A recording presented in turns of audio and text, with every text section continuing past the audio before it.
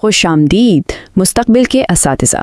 آج کے اس خاص اور انتہائی اہم وضاحتی سیشن میں ہم MHT ٹیٹ انگلش پیڈاگوجی کے پچھلے سالوں کے سوالات کا ایک گہرا و تفصیلی جائزہ لینے والے ہیں۔ خاص طور پر ہم 2011 سے لے کر 2025 تک کے امتحانات میں آنے والے لینگویج سکلز کے سوالات کی تہہ تک جائیں گے۔ دیکھیں، یہ صرف جوابات کو رٹنے کا سیشن نہیں ہے۔ ہمارا مقصد ان وجوہات کو سمجھنا ہے جن کی بنیاد پر ممتحن یہ سوالات تیار کرتا ہے۔ جب ایک بار زبان کی مہارتوں کی بنیادی تصورات بالکل شیشے کی طرح صاف ہو جائیں تو امتحان میں چاہے سوال جتنا بھی گھما پھرا کر پوچھا جائے کوئی الجھن نہیں ہوتی۔ تو چلیں شروع کرتے ہیں۔ آج کے سیشن کا روڈ میپ کچھ یوں رہے گا۔ سب سے پہلے ہم کور لینگویج سکلز پر بات کریں گے، پھر ریڈنگ کی دو خاص ٹیکنیکس یعنی سکمنگ اور سکیننگ کا جائزہ لیں گے۔ اس کے بعد ریسیپٹیو اور پروڈکٹیو سکلز کا موازنہ کریں گے، اور آخر میں امتحان کے لیے اہم ترین تدریسی اصولوں کا ایک کوئک ریویو ہوگا۔ تو بڑھتے ہیں اپنے پہلے حصے کی جانب، کور لینگویج سکلز۔ یہ وہ بنیادی مہارتیں ہیں جو خاص طور پر پیپر 1 کی بنیاد بنتی ہیں۔ اب ذرا اس سوال پر غور کریں۔ 2011 اور 2015 کے پیپرز میں ایک بڑا ہی بنیادی مگر اہم تصور پرکھا گیا۔ Which language skill helps learners understand spoken words? Dictation یعنی املا کروانے کے عمل میں بھی بالکل یہی تصور کام کر رہا ہوتا ہے۔ یہاں ہدف صرف الفاظ کو سننا نہیں ہے بلکہ ان کی ادائیگی کو درست طور پر سمجھنا ہے۔ زبان سیکھنے کی عمارت کی پہلی اینٹ دراصل یہی رکھی جاتی ہے۔ اور بالکل اس کا قطعی اور درست جواب ہے لسننگ۔ اب دیکھیں، تدریسی نقطہ نظر سے لسننگ محض کانوں تک آوازوں کے ٹکرانے کا نام نہیں ہے۔ یہ دماغ کا ان آوازوں کو ڈیکوڈ کر کے ان کا مطلب سمجھنے کا ایک پورا پیچیدہ عمل ہے۔ جب کلاس میں ڈکٹیشن ہوتی ہے تو درست ہجے لکھنے سے پہلے دماغ کو آواز کی بالکل ٹھیک پہچان کرنی پڑتی ہے، اور یقین مانیں یہی مشق سننے کی اس مہارت کو پختہ کرتی ہے۔ اچھا، زبان کو سمجھنے کے بعد اگلا قدم کیا ہوتا ہے؟ ظاہر ہے اس کا عملی استعمال۔ اسی سلسلے کا ایک اور اہم سوال 2012 اور 2016 میں دہرایا گیا۔ Role play and debate activities develop which essential skill? Classroom میں ہونے والے مباحثے اور رول پلے کی سرگرمیاں دراصل طلباء کو ایک خاص قسم کے زبانی اظہار کے لیے تیار کر رہی ہوتی ہیں۔ جی ہاں، یہاں درست جواب ہے اسپیکنگ۔ سوچئے، جب کلاس روم میں رول پلے یا ڈیبیٹ کروائی جاتی ہے تو بچے طوطے کی طرح رٹے ہوئے الفاظ تو نہیں دہراتے نا، انہیں موقع کی مناسبت سے سوچ کر اسی وقت بولنے کی ضرورت پیش آتی ہے۔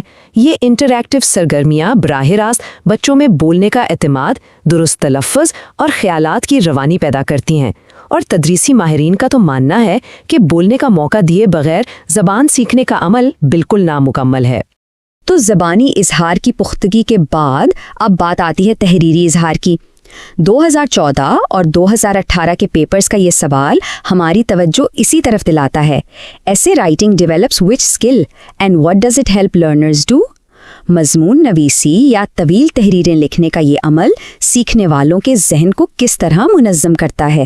بطور استاد یہ جاننا ہمارے لیے بے حد ضروری ہے۔ درست جواب ہے رائٹنگ، یعنی تحریری شکل میں اپنے خیالات کا اظہار۔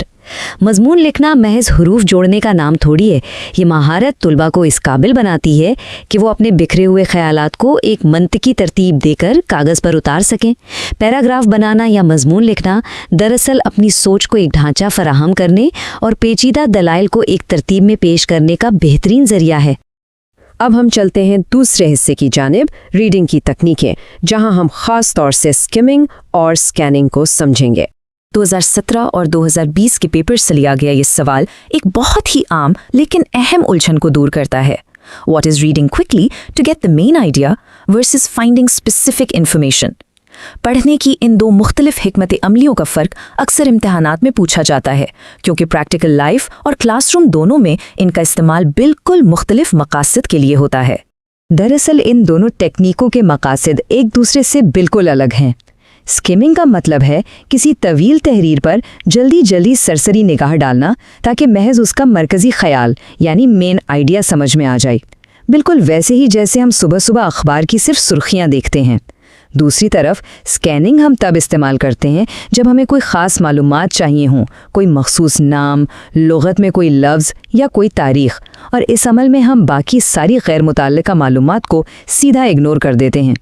اب آتے ہیں اپنے تیسرے حصے پر، ریسیپٹیو بمقابلے پروڈکٹیو سکلز۔ یہ حصہ خاص طور پر پیپر 2 کی تیاری کے لیے بہت اہمیت رکھتا ہے۔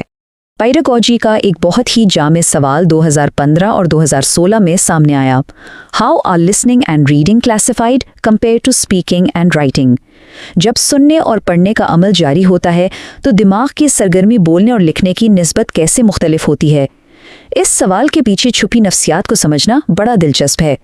इस तदरीसी दर्जाबंदी की सारी बुनियाद मालूमात की सिमत पर है। देखें, लिसनिंग और रीडिंग को रिसेप्टिव स्किल्स कहा जाता है क्योंकि यहाँ हम बैरूनी दुनिया से मालूमात, अल्फाज और ख़यालात अपने अंदर रिसीव कर रहे होते हैं। इसके बिल्कुल उलट स्पीकिंग और राइटिंग कहलाती हैं प्रोडक्टिव स्किल्स, क्योंकि यहाँ हम अपने ज़ख़ीरा अल्फाज को इस्तेमाल करते हुए ख़ुद ज़बान की तख्लीक कर रहे होते हैं, उसे प्रोड्यूस कर रहे होते हैं। पेपर 2 का एक और कमाल का तकाबली सवाल देखें। 2013 और 2020 में पूछा गया, loud reading improves what compare to what reading comprehension checks? बावाज़ बुलंद पढ़ना और खामोशी से पढ़कर मतलब समझना, इन दोनों की क्लास में अहमियत बिल्कुल जुदा है। बुलंद ख्वानी यानी लाउड रीडिंग का सीधा सा हदफ तालिब इल्म के तलफ़्फ़ुज़ को बेहतर बनाना और ज़ुबान अदा करने की हिचकिचाहट को दूर करना होता है, जबकि खामोशी से की जाने वाली रीडिंग कॉम्प्रिहेंशन का मकसद महज अल्फाज अदा करना नहीं है, बल्कि इन मालूमात को दिमाग में प्रोसेस करना और मतलब समझना है। यानी एक का ताल्लुक ज़ुबान की दुरुस्त अदायगी से है और दूसरे का ताल्लुक गहरी सोच से।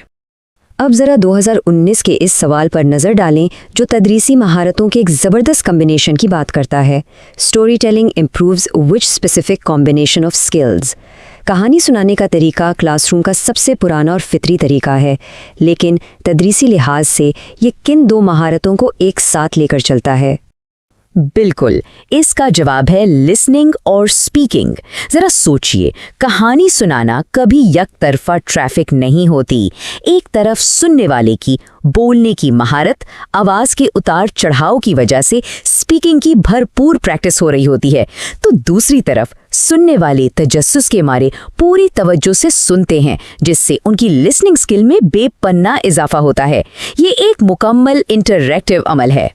और अब वक्त है चौथे और आखिरी हिस्से का, तदरीसी उसूलों का एक क्विक और फाइनल रिव्यू, ताकि इम्तिहान के दिन कोई चीज़ जहन से ना निकले। तो इस पूरी बहस का निचोड़ जल्दी से जहन नशीन कर लें। लिसनिंग और रीडिंग के दौरान चूंकि इल्म अंदर आ रहा होता है, इसलिए ये रिसेप्टिव स्किल्स हैं, और चूंकि स्पीकिंग और राइटिंग के दौरान हम अपने ख्यालात की पैदावार करते हैं, तो ये प्रोडक्टिव स्किल्स हैं। ये सुनहरी उसूल बस पक्का याद कर लें। इसी तरह रीडिंग की दो सबसे अहम टेक्निकों को बस इनकी वर्ड्स के साथ ही याद रखें। तहरीर का मेन आइडिया या लुबे लबाब जानना हो तो स्किमिंग, और अगर टारगेट कोई मखसूस मालूमात, कोई डेट या नाम हो तो स्कैनिंग। इन अल्फाज को आपस में जोड़ लें। इम्तिहान में दुरुस्त ऑप्शन पहचानना सेकंड्स का काम होगा। अगर इन पेचीदा तदरीसी असूलों का ये वजाहती सेशन आप सबकी इम्तिहानी तैयारी को वाकई आसान बना रहा है, तो MA टेट में बेहतरीन कामयाबी के लिए AAURDU एडू के साथ ज़रूर जुड़े रहें। सीखने और सिखाने का ये सफ़र आगे भी इसी तरह चलता रहेगा। और चलते चलते एक बड़ा ही अहम और फिक्र अंगेज सवाल आपके लिए छोड़े जा रहे हैं। How does understanding receptive versus productive skills fundamentally change classroom management? सोचिएगा ज़रूर कि जब हमें ये गहराई से समझ आ जाता है कि बच्चे मालूमात कैसे लेते हैं और कैसे तख्लीक करते हैं, तो हमारे क्लासरूम का पूरा माहौल कितना ज़बरदस्त और मुस्बत अंदाज में बदल सकता है। ये सिर्फ एक इम्तिहान पास करने की बात नहीं है, बल्कि एक बेहतरीन उस्ताद बनने का असल राज है। इस पर ज़रूर गौर कीजिएगा।